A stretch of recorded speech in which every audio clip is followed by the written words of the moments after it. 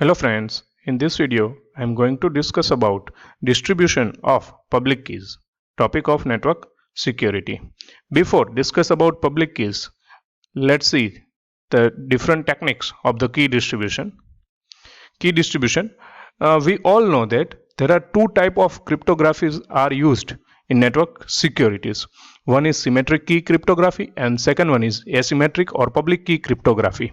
In symmetric key cryptography, for encryption and decryption, same key is used. For asymmetric or public key cryptography, there are two different keys are used for the encryption and decryption. One is private key and second one is public key. So there are two different techniques of the key distribution. One is symmetric key distribution, or we can say secret key distribution. Second one, public key distribution. In public key distribution, there are two keys. One is private key and second one is public key. Private key remain private and public key will be shared with all the users connected in the same network. Now, symmetric key distribution. Symmetric key distribution using symmetric encryption. Symmetric key distribution using asymmetric encryption. So both the videos are available in my channel. For public key distribution, public announcement of public keys, publicly available directory, public key authority, and last one is public key certificate. In this video, we are going to discuss about public key distribution, all four techniques. We will discuss one by one. So first is public announcement of public keys. So first point, in a public key cryptography, such as RSA algorithm, any user can send his or her key to any other user or broadcast it to the group as shown in figure. Now see the figure. This is one diagram of public key announcement. This is user A. User A will publicly announcement his public key, and this is user B. User B also publicly announcement his or her public key. So it means it will be shared with another user, or it may be broadcast with all the user in the network. So what happen when public announcement by the user of the public key? This type of approach is having a biggest drawback, because any user can pretend to be user A and send a public key to another user or broadcast it. Now see, for example, this is user A. So instead of user A, there is one fake user, or we can say attacker or hacker will be pretend as user A and send the publicly his key, or we can say public announcement of the public key of user A. So all the user in the network will capture that key and think that this public key will be shared by the original user A. So whenever those all user in the network will communicate with that fake user, and fake user will get all the data and capture all the messages and decrypt all the messages of the another users. Until user A has got this thing and alert to other user, it means original user A will know that this public key will be shared by another fake user. That public key is not shared by particular original user A. So a pretender is able to read all encrypted message of the users. So this is the biggest drawback of the public announcement. Next method, publicly available directory. A dynamic publicly available directory is used to achieve the security. This method is more secure in compared to last method. So maintenance and distribution of public key directory is controlled by a trust entity. This technique is explained as follow and shown in figure. Now see this figure. This figure shows the publicly available directory.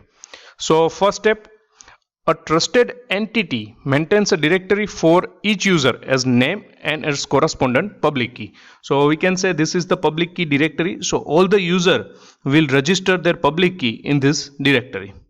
Next, each user has to register a public key with the directory. So in this figure you can see user A will register its public key to the public key directory. Here user B will register their public key to the PUB, to the public key directory. So whenever A want to access B's public key, so A will go to the public key directory and find the correspondent public key of the B. Third step, a user can replace the existing key with a new one at any time for any particular reason. If any of the user public key will be forged or we can say tampered, so at that time public key will be updated by the user at any time in public key directory. It is more secure than public announcement, but still having some weakness. A hacker can obtain the private key of the directory or tamper with the information kept by the directory. Next, public key authority.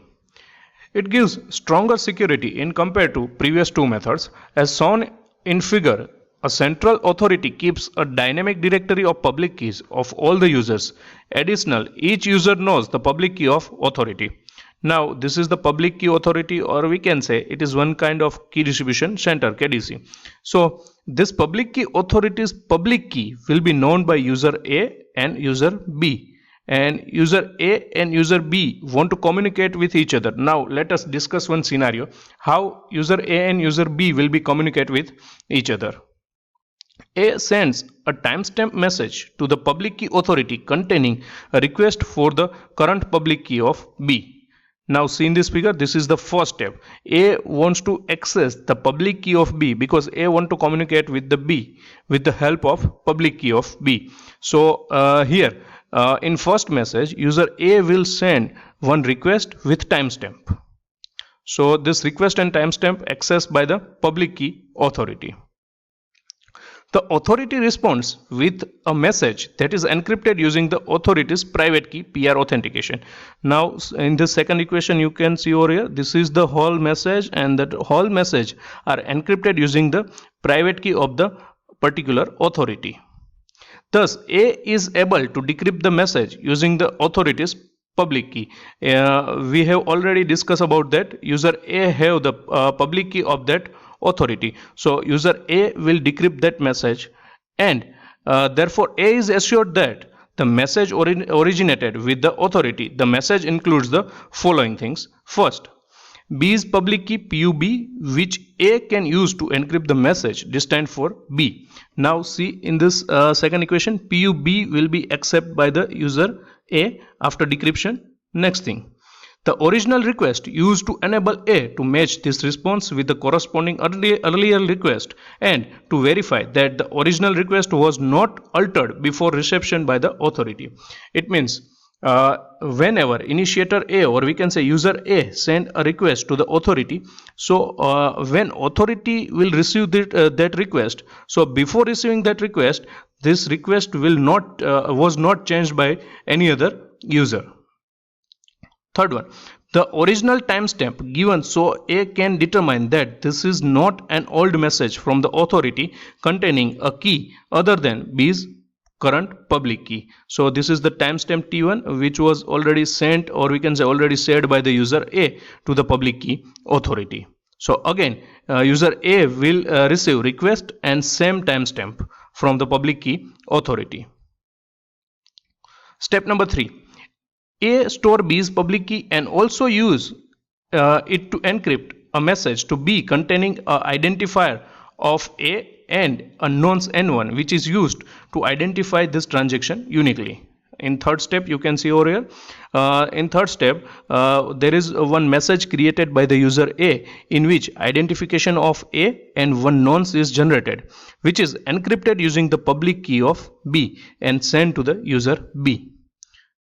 Fourth and fifth point, B retrieves A's public key from the authority and this, in the same manner as A retrieve B's public key. We have already discussed first and second step. Here fourth and fifth step is same as the first and second step. Now you can see over here, request will be sent by the user B, and public key authority send same request like user A and share the public key of A with the user B. Now sixth step, B sends a message to A encrypted with the public key of A and containing A's nonce N1 as well as new nonce generated by B of N2. So here we can say whenever user B will accept that third equation, we can say this is the third step message from the user A. After decryption of the private key of B, then user B will get identification of A and nonce 1. In sixth step, whenever user B send a message to the user A, at that time that message will be encrypted using the public key of A, and public key of A will be accepted from the public key authority by the user B. In six-step message, N1 was sent by the user A, and then N2 appended with N1 and sent to the user A. So because only B could have decrypted the message number 3, the presence of in message 6 assures A that the correspondent is B. Now we can say there is a simple connection will be established between user A and user B. Now A return N2, which is encrypted using B's public key to assure B that its correspondent is A. Now in 7th step you can see over here, here N2 will be encrypted using the B's public key and sent to the user A. Now user B will authenticate that message, and user B know that this message was sent by the user A. Next method, public key certificates. The directory of names and public keys maintained by the authority is vulnerable to tampering. So this fourth method, or we can say public key certificate, is more secure in compared to last three methods. An alternative approach first suggested by Kornfelder is to use a certificate. So this figure shows the public key certificates. In this figure you can show this is user A and user B. User A and B communicate with the certificate authority, and the certificate will be generated by the only certificate authority. So in essence, a certificate consists of a public key, an identifier of key owner, and the whole block signed by a trusted third party. Here three main points are included in certificate. First one is public key of the user. So in this certificate you can see over here, this is the user A's public key, PUA, and identifier of the key owner. Here key owner is the A, user A. So here identity of user A is also included in the certificate, and the whole block signed by the trusted third party. It means this message encrypted using the private key of the certificate authority. So those who have public key of the certificate authority can get or can access the public key of the particular user. Typically, the third party is a certificate authority such as government agency or financial institution that is trusted by the user community. So here in this figure you can see over here, this is the central certificate authority.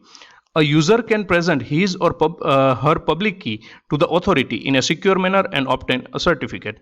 Now in this figure you can see over here, user A and user B will share his or her public key to the certificate authority in a secure manner, and certificate authority will generate a certificate and gives to the user A and user B. Now see in this figure, this is CA, this is the certificate of A, and this is the certificate of B. The user can then publish the certificate.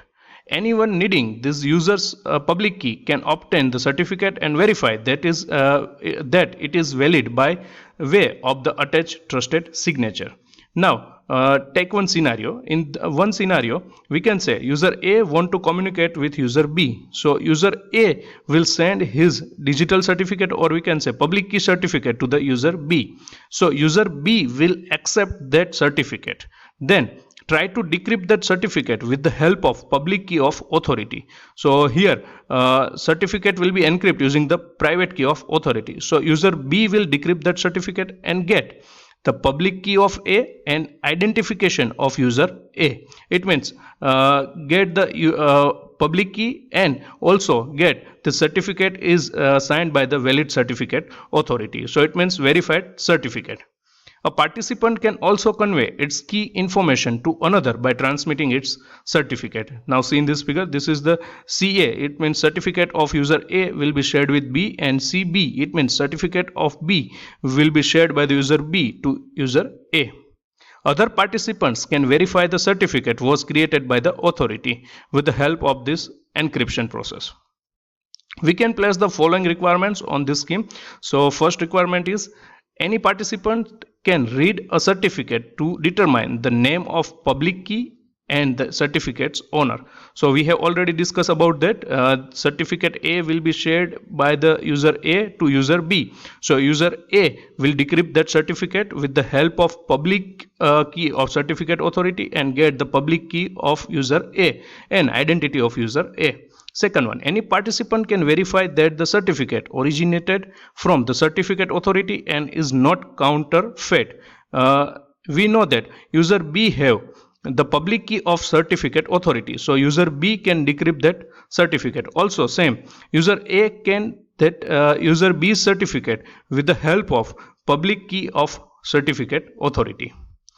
Only the certificate authority can create and update the certificate. If user A want to update their public key, again updated public key will be sent to the certificate authority and new certificate will be generated by the certificate authority. Any participant can verify the certificate. Thank you for watching this video. Please like, share and comment. Subscribe my channel on YouTube, Chirag Balodia. Press bell icon to get new video notification. Follow my blog, EDU Resources.